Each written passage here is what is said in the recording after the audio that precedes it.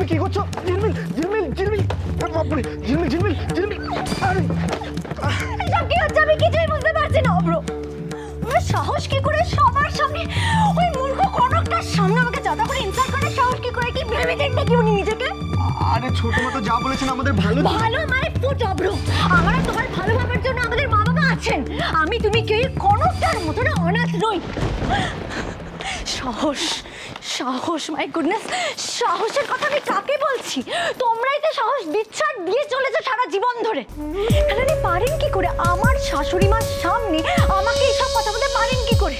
উনি কি আমার শাশুড়ির থেকেও বড় নাকি?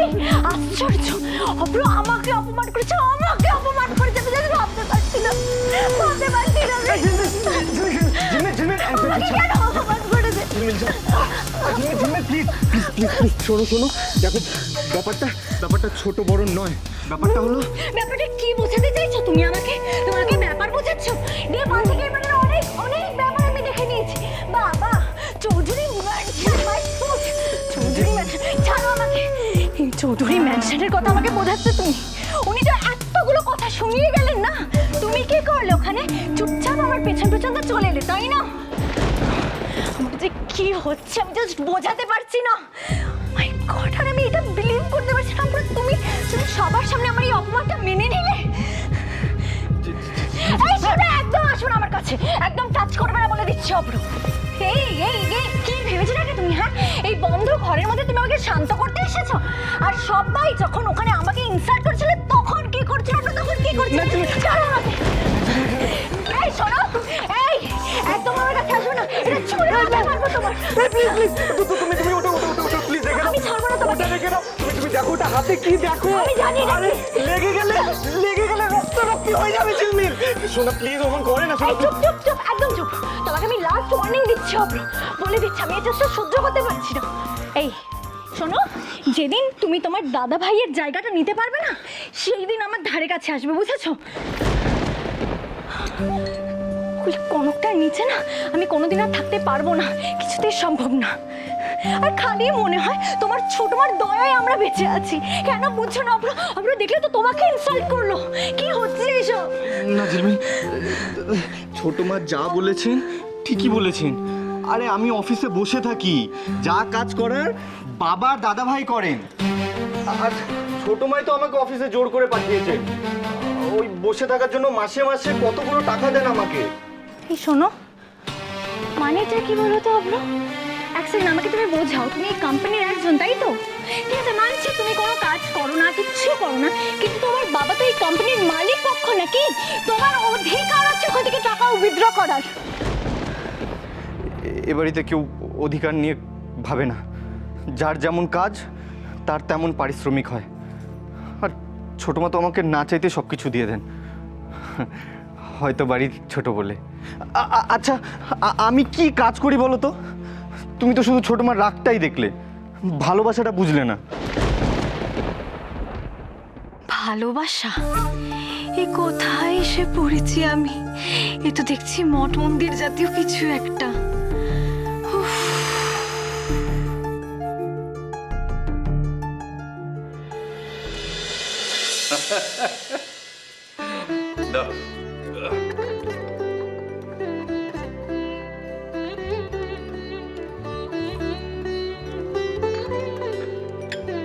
আমার কিরকম মনে হচ্ছিল যে এই অর্ডারটা আমরাই পেতে চলেছি।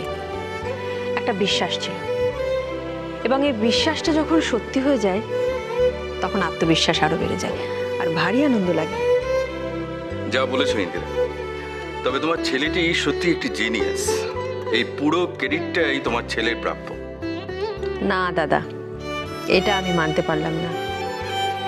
টেন্ডার পাওয়ার জন্য টেনশনে কনক এতবার ঠাকুরের কাছে প্রার্থনা করেছে, আমার মনে হয় এটা ওরই প্রার্থনার ফল।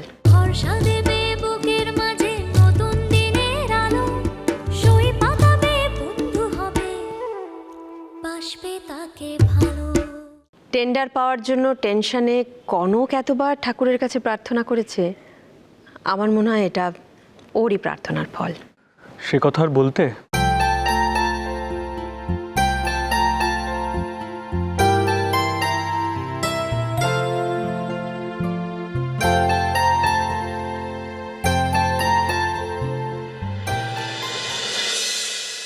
কি গো, এত ভালো একটা খবর দিলাম, তুমি এত চুপচাপ কেন? সবাই তো আর ছোট বৌদি নয় বড়দা, যে বিজনেস থেকে বিয়ে সবকিছুতে সমান এক্সাইটমেন্ট থাকবে। এরকম কেন বলছো? এটা একটা ভালো খবর, সবাই খুশি হবে, এটাই তো এক্সপেক্টেড। অন্তত এতদিন তো তাই হয়ে এসেছে। না না, আমি খুশি হয়েছি তো। আসলে সব সময় তো আর একভাবে। ছোট, তোর চাটা ঠান্ডা হয়ে যাচ্ছে, খাবি না? হ্যাঁ। আচ্ছা, অভ্র অফিস থেকে টাকা তুলেছে তোমরা জানো সাত্তকী? টাকা তুলেছে? অভ্র? হ্যাঁ, আমি জানি, আমাকে আমাকে বলেই নিয়েছে। কেন বলো তো, কোনো প্রবলেম হয়েছে ছোট মা? না, এটা যেন আর কখনো না হয় সেটা একটু খেয়াল রেখো সাত্তকী। কারণ অফিসটা নিজেদের বলে, বিজনেসটা নিজেদের বলে যখন যেটা ইচ্ছে সেটাই করতে পারি, এটা ভাবাটা ঠিক নয়।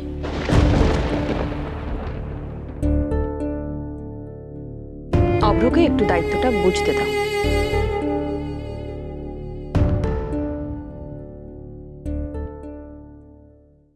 আর ও যে টাকাটা ড্র করেছে সেটা আমার অ্যাকাউন্ট থেকে ট্রান্সফার করিয়ে দিও।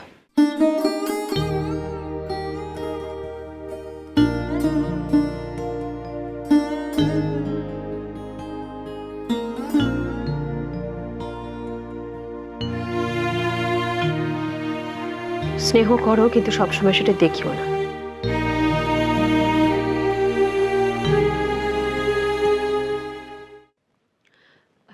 দাদা, বিয়ে বাড়িতে যাওয়ার জন্য আপনার জন্য কিছু জিনিস পছন্দ করে নিয়ে এসেছি, একটু দেখবেন পছন্দ হয় কিনা।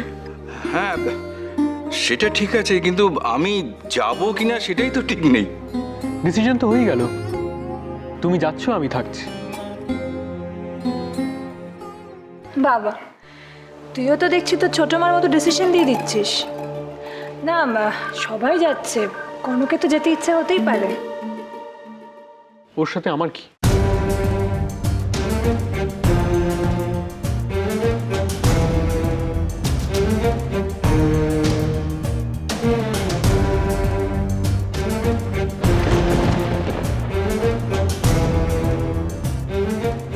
আই মিন, আমি থেকে গেলেই যে ওকে থেকে যেতে হবে তার তো কোনো মানে নেই। ও যাক না, তোমাদের সাথে ঘুরে আসুক।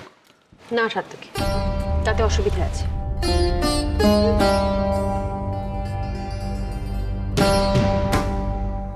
ননি না গেলে মা যেতে পারবেন না, জবা দেশে যাচ্ছে।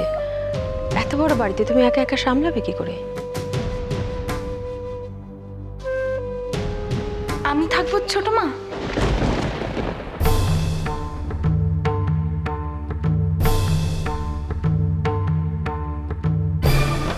না মানে দাদা ভাই যখন থাকছে তখন তো আর কোনো প্রবলেম হবে না। তোমাকে যা বলার আমি বলে দিয়েছি অলি, তাও একই কথা বারে বারে কেন বলছো?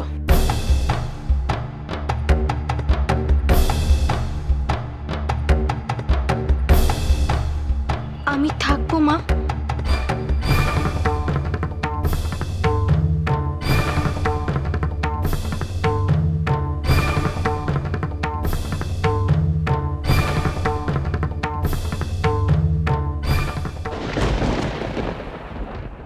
দায়িত্বের কথা শুধু মুখে বললেই হয় না কনক, দায়িত্ব নিতে হয়।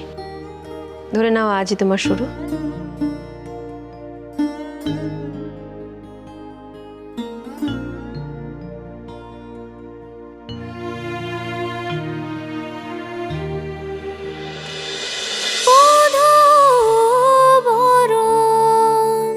cholo cholo cholo cholo cholo paltai